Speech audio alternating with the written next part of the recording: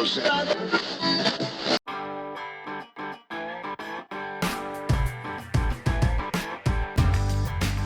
Howdy, and welcome to Wise About Texas, your award-winning Texas history podcast. I'm your host, Ken Wise. Thanks so much for joining me for a little bit of Texas history.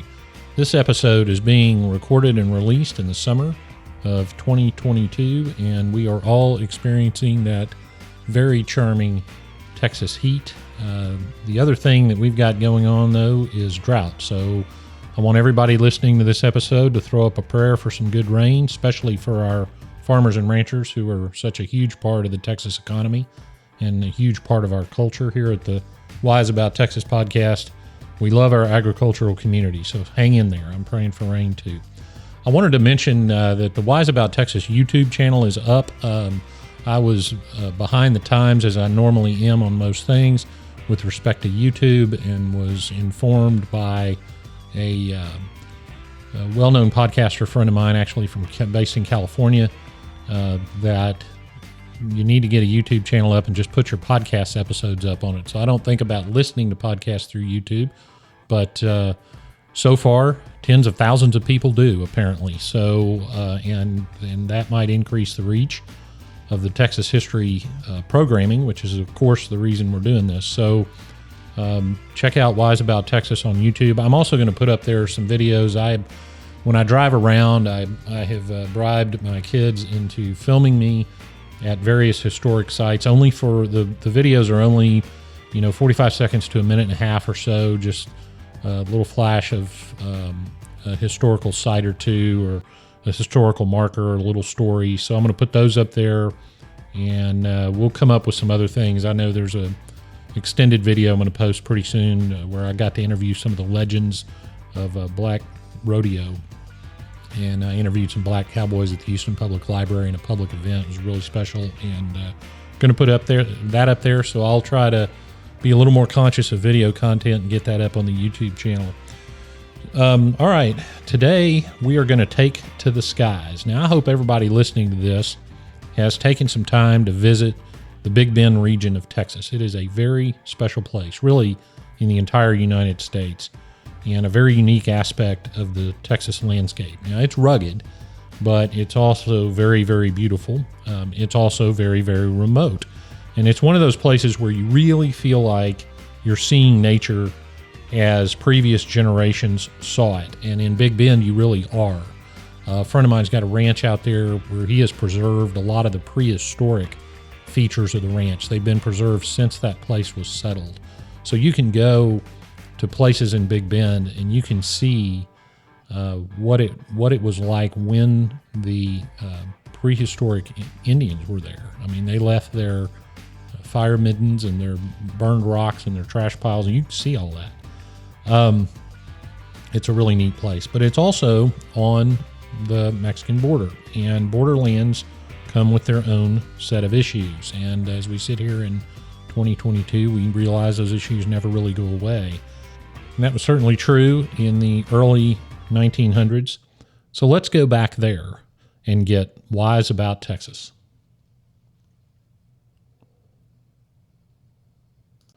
Back in the 1920s, the Big Bend was even more remote than it is now. And the Johnson Ranch was a remote place within a remote place. Elmo and Ada Johnson established a ranch and trading post in 1927. So let's stop right there and think about the border, the Texas-Mexican border, about 1927. The Mexican Revolutionary period is generally considered to be about from 1910 to 1917. And during that time, all up and down the border, revolutionary activity would spill over into the United States, and of course the biggest part of that, into Texas. You had revolutionaries hiding in the United States. You had revolutionaries seeking U.S. cooperation. You had revolutionaries raiding into the United States to steal supplies. You had revolutionaries raiding into the United States, or coming into the United States to recruit fighters. You had the famous, of course, Pancho Villa raid into Columbus, New Mexico, killing many of its citizens. The border in those days was not all that different from when it was first settled. That is, wide open spaces. So you had very relatively few settlers to the scope of the landscape. And so it was easy to disappear. It was easy to operate. The Rio Grande River didn't signify much except water you needed to cross in the course of your duties. There was no military to speak of down there. There was some, but relative to the size of the area, there was no border patrol relative to the size of the area. So you were on a frontier, really. And anytime you have a frontier, you often have a certain degree of lawlessness, and the ability to disappear being an important feature of that. So compare that to, let's say, the Spanish border with Louisiana in the 1800s, where you had the neutral ground after the Louisiana Purchase. There was a negotiation between the United States and Spain and later Mexico about the neutral ground. Well, what happened in the neutral ground? That was the area around the Sabine and Neches rivers in far east Texas and western Louisiana. What happened in that ground? Well, people flocked there because it was a no man's land, literally, and there was no law enforcement. So it was an easy place to disappear, and you had people. I don't want to digress too much, but you had Spanish and Mexican officials traveling to East Texas reporting back that there's a huge number of Americans here, that of course they had no idea they were there precisely because it was a sparsely populated frontier. So you have a similar situation, not quite as sparse, but similar situation, dictated largely by the landscape down on the southern border, and particularly in this far west Texas Big Bend area. Now, having said that, I will say that a somewhat sparsely populated large landscape where you're free to kind of do whatever you want to do is very, very attractive to people. That's how communities like Terlingwood developed. And that holds some attraction, but you've got to have some order. The United States doesn't function without order. And so that creates some tension. Well, in addition to the revolutionaries coming across the border during that time period, you also had raids across the Rio Grande from nefarious characters who wanted to steal. Now, these weren't necessarily, the word bandit is used to capture, has been used to capture any incursion from Mexico into the United States. And we can use the word bandit, but not all bandits were created equal. But you did have the risk of people crossing from Mexico into the United States to depredate in some fashion, which naturally would give rise to a focus of law enforcement activities on this border. And you had the Texas Rangers coming down there to enforce the law. Now, you got to remember, during the early 1900s, again, dictated by the landscape, because of the landscape, that what is the difference? Ask yourself, what is the difference between, let's say, a group of militant revolutionaries coming in as an army, crossing the border into the United States for whatever purpose, and the response the army would make to that? What's the difference between armed men on horseback who may simply want to steal cattle? What's the proper response to that? Well, law enforcement, not the military, would be in charge of that response, but the response would effectively be the same. You're still doing military battle, probably on horseback. And so there's really no difference between military action and law enforcement action. Now, why do I mention that on this podcast? Because I want you to start thinking about that. The bicentennial of the Rangers is coming up next year. We're going to do a lot of episodes on the Rangers. We're going to do a lot on the Mexican border. So think about the concept of how you enforce the law in this area, and is it really any different than a military operation? So you've got a pretty remote and wild place and dangerous place down on this border. So a husband and wife, Elmo and Ada Johnson, setting up in this area was a risk. They were 150 miles south of Alpine, which means basically out of reach.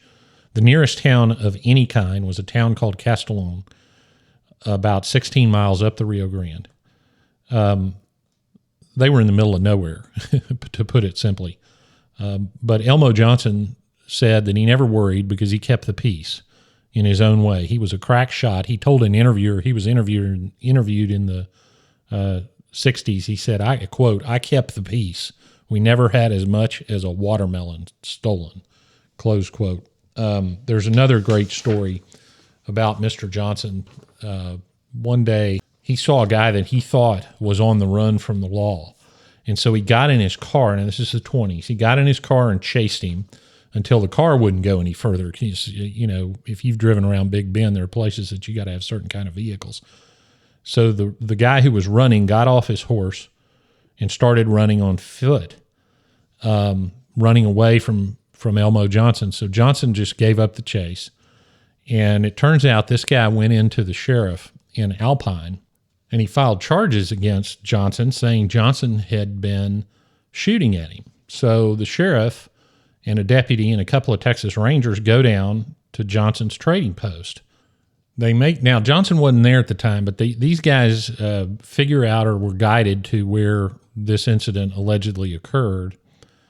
And as soon as Johnson heard about what had happened, he went up to Alpine himself. And he said, "Yeah, I chased the guy, but I hadn't shot at him. And I certainly hadn't shot at him 3 times. Apparently the guy had claimed he'd been shot at 3 times. And one of the Rangers said, and this is supposedly a quote, "Elmo, I told him it was a damn lie. You wouldn't have shot but once anyway," close quote. So no charges were filed on Elmo Johnson. But that was kind of a day in the life down at Johnson's ranch. Well, let's fast forward to 1929. Herbert Hoover was set to be inaugurated president in March of 1929, and a man in Mexico, General Don Jose Gonzalez Escobar, had planned a rebellion to coincide with that inauguration, and the hope was that if he started that rebellion and was quickly successful, that the new American president would recognize his government. So he starts the revolution, fights over a few weeks, and it didn't work out for Escobar. Well, in April, 30 or 40 of Escobar's former cavalry appeared on the banks of the Rio Grande across from the Johnson Ranch and set up camp. Now, obviously, this got Johnson's attention. What Johnson didn't know was these men had deserted Escobar. There was a battle that was very devastating for the rebels, and they had deserted Escobar, and the federal government in Mexico, of course, was looking for him. So the Johnsons were in a little bit of a dangerous spot. On April 11th, this is 1929, 3 riders crossed the river and appeared at Johnson's trading post asking for food. Well, Johnson gave them some corn and gave them some beans, and he said, "Look, if you'll wait until my goat herder comes back, I'll give you a goat also." So Elmo and Ada watched that rebel camp until darkness, and then they went to bed. In the middle of the night, Johnson woke up hearing hoofbeats on the ground. 2 men from the camp appeared at his house asking to buy tobacco. So Johnson sent them down to where the store was, and Johnson went in the store through the back door, let them in, sold them some tobacco, and they paid. They rolled some cigarettes, lit them up, and kept Johnson in the store. Johnson noticed they were growing increasingly nervous, so he turned to pick up a rifle that he kept behind the counter. At that point, the men ran out the front door. Johnson chased him out the door, and as he did, he looked over and saw that his cattle and his goats were being driven by another group of the rebels across the river, or toward the river, toward Mexico. So he fired at the thieves. The thieves abandoned the animals that they were trying to steal and hoofed it across the river. So Johnson reported this raid to the Army stationed at what was then Camp Marfa, and the Army sent troops down to begin a patrol of the area and to patrol down the river. The Army did that. They patrolled around. They didn't find any further sign of anybody coming across the border, but what it did was raise the alarm. Now, that extended discussion I had earlier about Mexican bandits, either thieves or raiders or what have you, coming across the river, that time period had kind of ended. And so with this Escobar rebellion, what the fear in this incident at Johnson's Ranch, what the fear was that this situation was going to start up again, and there'd be a whole nother round of border violence. Now, another issue I want to mention is that the Hispanic population on the U.S. side of the border was firmly in what could be described as the American camp. People lived together. Whether you were a citizen or not was not nearly the issue back then that it is today. And people crossed over the border at will. In fact, that really continued even into my lifetime. But it didn't really matter whether you were American or Mexican, whether you were white or Hispanic. The good guys were being threatened by the bad guys. That was how it broke down there. So that's important to keep in mind, especially these days. Something new was going on with the U.S. Army as well. In 1910, the first military airplane flight took place in San Antonio.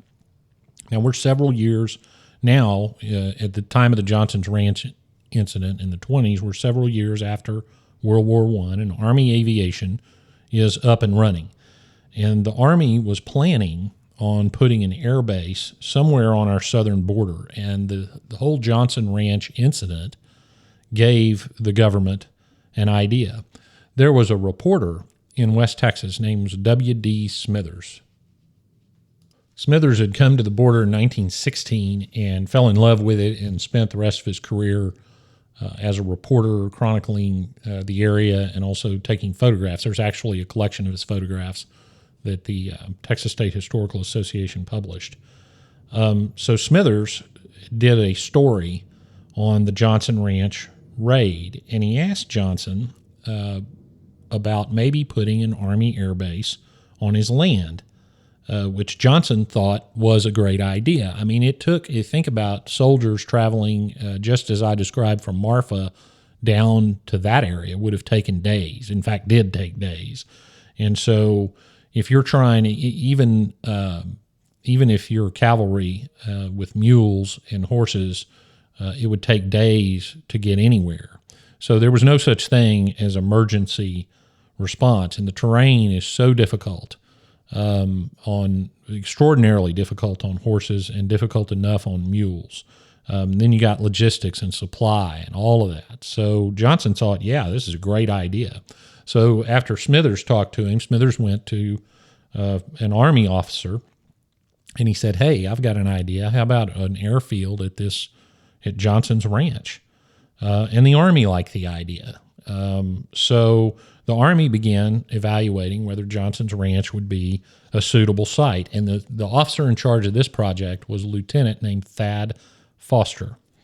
Now, I do want to mention that there were planes on the border. These were not going to be the first. This was not going to be the first airport on the border. There were some planes at Marfa. Foster had already done a little bit of scouting up and down the border. They were looking for a place for an airfield, but he hadn't known about Johnson's Ranch. Now, let me tell you about Thad Foster. He was a character, as many great pilots are. One Army colonel described Lieutenant Foster this way, quote, he just loved to fly. He spent his life in an airplane, close quote. Aviation was somewhat new, of course, so Foster achieved some notoriety, which allowed him a considerable amount of independence as an Army officer. He would later become close friends with Elmo Johnson and was the most frequent visitor to Johnson's Ranch. By the way, I'll mention here the field register, the log of the arrivals and departures at this airfield survives. It's in the archives at Sul Ross University. So also present, by the way, I might mention, Lieutenant Foster, there were some female names in that register accompanying Lieutenant Foster on those flights, a lot of them, as a matter of fact. And you talk about a character. He wasn't afraid to mention who he would fly around with on these supposedly official military flights. And they certainly weren't all the same names either. Every time he did that, he risked a court-martial. Another account, there was another story I read about Foster that said one day he was striding out to his airplane carrying his parachute, which indicated he was going on a longer flight, and he hadn't filed a flight plan, so the guy in charge of the field runs out after him and asks him where he was going, and he turns around, sneered at him, and said, "Don't you worry about me," and took off. So they had no idea where he was going, how long he was supposed to be gone, when he was supposed to be back, or anything. So suffice to say, Thad Foster went his own way. So they reviewed on the map the location, and Foster heard from Smithers and others about the terrain at Johnson's Ranch. So it sounded like a good place. And you might imagine that he had a lot in common with Elmo Johnson. It's no surprise they later became friends. I mean, these are guys who had to do it their own way. Foster because he was an early aviator, and Johnson because of where he lived and the conditions that he lived under. Foster decided that Johnson's Ranch would be a good place. Now, why did he do that? Well, first of all, it was flat. The Big Bend area has a lot of mountainous areas, but Johnson had a large area of flat land that would allow for easier approaches. One thing to remember about these early days of aviation is you didn't often fly at night. This was way, way before any modern electronic navigational aids, no air traffic control, no runway lights. There was nothing like that. So a large flat area was pretty attractive.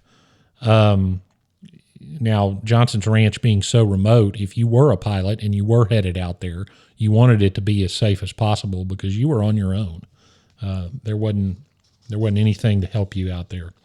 The Army would not need to do a lot of clearing or to create an area or to build flat areas or anything like that. Now, they weren't contemplating building concrete runways at all, but they wouldn't have to do any meaningful prep work on the dirt. I landed actually in a fairly sizable aircraft on a ranch strip on a Big Bend ranch. It can be an adventure, I can tell you. In fact, on the flight that I'm talking about, we buzzed the strip and the pilot said, "Yeah, it's probably fine." So, I mean, that gives you an idea of what we're dealing with out there. So we made it, by the way. So they started to clear a place to land a plane so they could have a first flight out there. So they moved all the large rocks from what would eventually become the first runway. So you just picked an area out there and said, "All right, we're gonna just clear all the large rocks from this area." They took some lime and they put a big N for north on the north side of the field to mark it. They removed a strip of greasewood. Greasewood is a small, woody, shrubby-looking plant. They took a strip of that greasewood out, so now you could see what would look like to a pilot a runway. And it would give you the visual effect of the landing strip, but it would also, the actual effect, creating a little safer place to come down. Now, in the last few sentences, I've used three different words: runway, field, and strip. Okay, so you can make a strip in a field, but a runway you got to build. This was a field. They were clearing a field. The removal of the greasewood gave it the impression of a strip, but you were still landing in a field. That's basically what Lieutenant Thad Foster faced on April 24th when he made the first flight into this hopefully new Army airfield. Elmo Johnson, they had some yellow smoke devices which they lit, hoping that Foster would more easily see the place. Foster came in, he made it, he landed safely. He informed them that it was the tin roof of Johnson's house that he had seen first before he ever saw any of that smoke. And once he landed, he got out, looked around, proclaimed it ready for service. And so the process was initiated to have it officially designated as an Army airfield. Not too terribly long after that, the Army did something interesting. They flew 2 transport aircraft down there from San Antonio. And in those aircraft were soldiers and all their equipment. So, and that was successful too. So all of a sudden, you had a platoon of soldiers coming from San Antonio to this remote area of the state in about 4 hours. It would have taken that same platoon 4 days to get there under other circumstances. So it's unclear who knew what or who had the vision, but this was a very important moment for the United States Army. By July 1929, the official authorization came designating Johnson's Ranch as an Army airfield. Thad Foster, of course, flew down there to deliver it. A crowd of 6 people assembled to dedicate the field. And Foster signed the official field register for Johnson's Ranch as the first Army arrival. By the way, that field register is interesting because if you look at it and look at the planes that landed, you will see the evolution of Army aviation during this time period as the planes changed.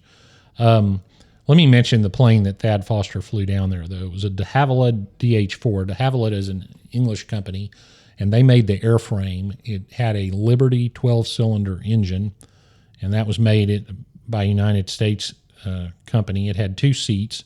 Pilot was in front. The gunner observer was in the back. It was a biplane, fabric-covered wings. The nose of the aircraft is flat, and so there'll be pictures on the website and social media after this episode, but you'll recognize this plane. You've seen pictures of it. And it was flat because that was a radiator right behind the propeller to cool the engine and gave it a very distinctive look. Another thing that was funny about this plane is it carried a spare tire under the fuselage, just tied up there like you had at the last minute decided you wanted to carry a tire with you. But the problem was that the landing gear of this plane was designed in such a way that there was a crossbar between the wheels that was only 12 inches off the ground. So that was your ground clearance. Now, that's fine if you're landing on a concrete runway. That's fine if you're landing, just almost anywhere except Big Bend. It was not fine. When you landed, you better have the tail of that aircraft all the way down. And the way you would do that is give it a little power, get that propeller blast blowing a little harder over the elevators in the back of the plane, and keep that tail on the ground.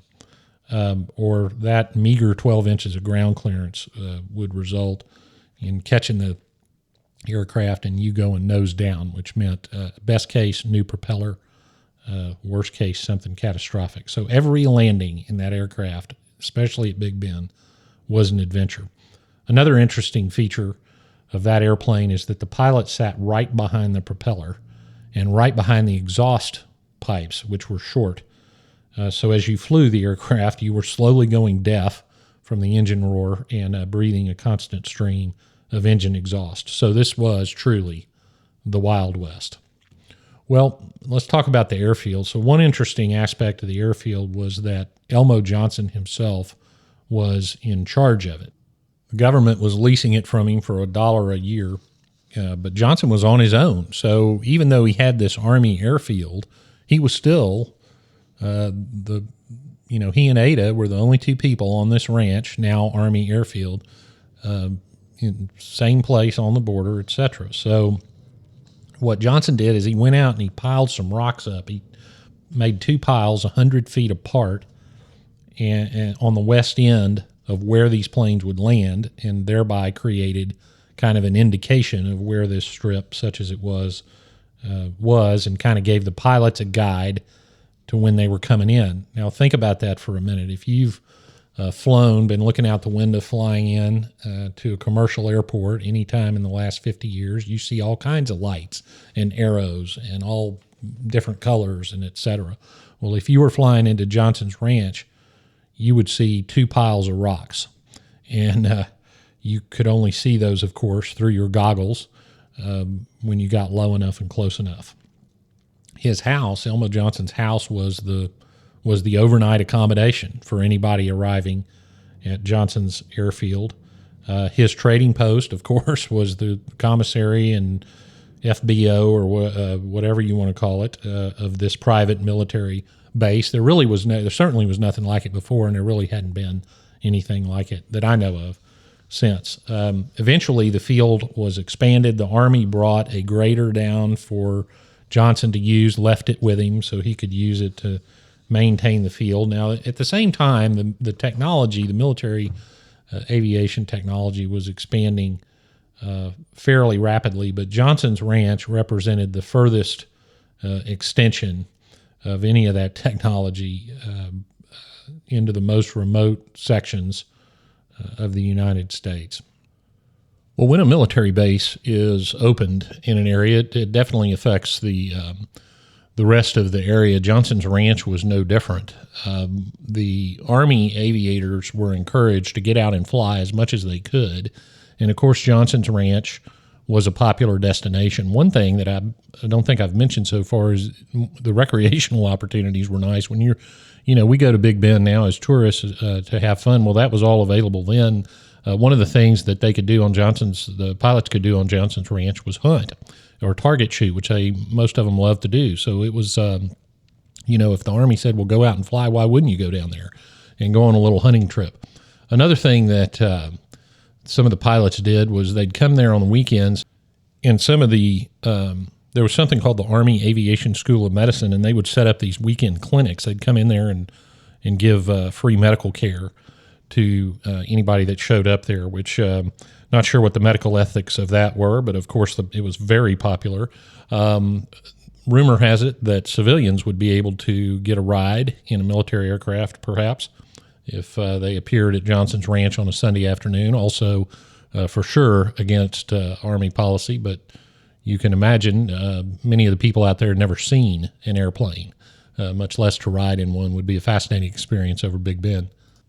At one point, there was a double murder committed in the area, and the lawmen converged on Johnson's Ranch, and again, it appears that Army aviation was used in pursuit of the fugitives, and successfully, by the way, and may or may not have extended into the nation of Mexico, which, of course, is an egregious violation of all kinds of laws, both domestic and international.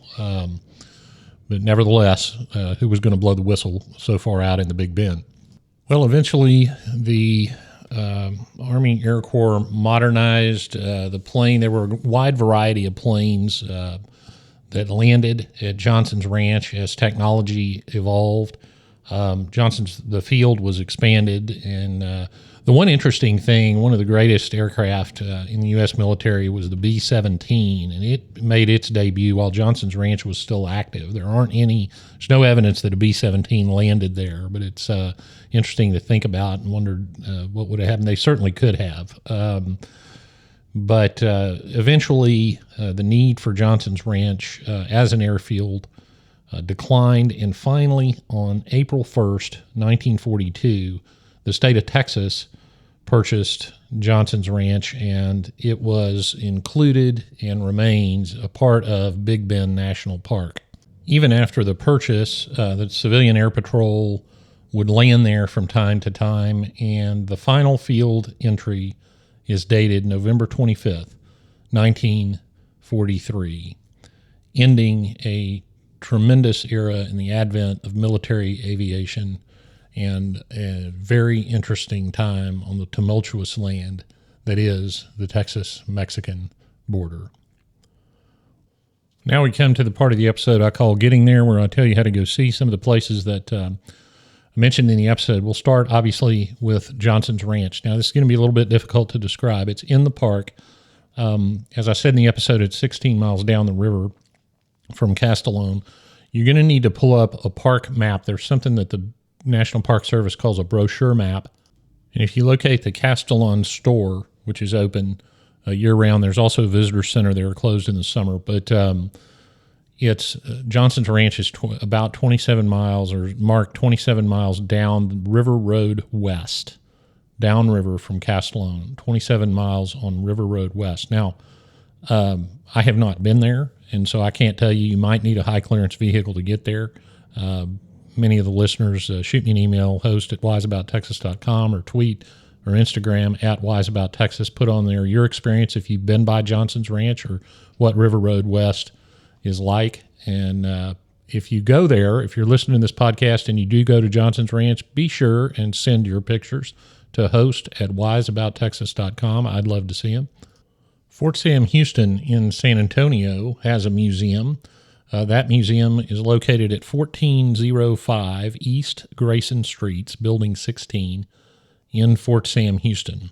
Put that address in San Antonio. It'll take you to the museum. That's where Army aviation started. And I'm just going to send you to Marfa, where the cavalry camp was back in the day. Marfa's always fun to visit if you're out there in the Big Bend region. I like to go out 90 from Del Rio and go that way, but Marfa's out there west. You'll find lots of great stuff in town, lots of great art, lots of great food. So make sure you factor that into your trip. Well, that wraps it up for another episode of Wise About Texas. Thank you so much for tuning in and listening. Thank you for loving Texas as much as I do. Go find us on social media, Twitter and Instagram at Wise About Texas. Like and share the Wise About Texas Facebook page, and leave us a 5-star review on Apple Podcasts if you get a minute. That helps people find the show. If you want to help preserve and promote Texas history, you can go to Patreon, patreon.com, patreon.com/wiseabouttexas, and support the show. Thanks again for listening. Go out and do something for Texas today. And until next time, God bless Texas, and we'll see you down the road.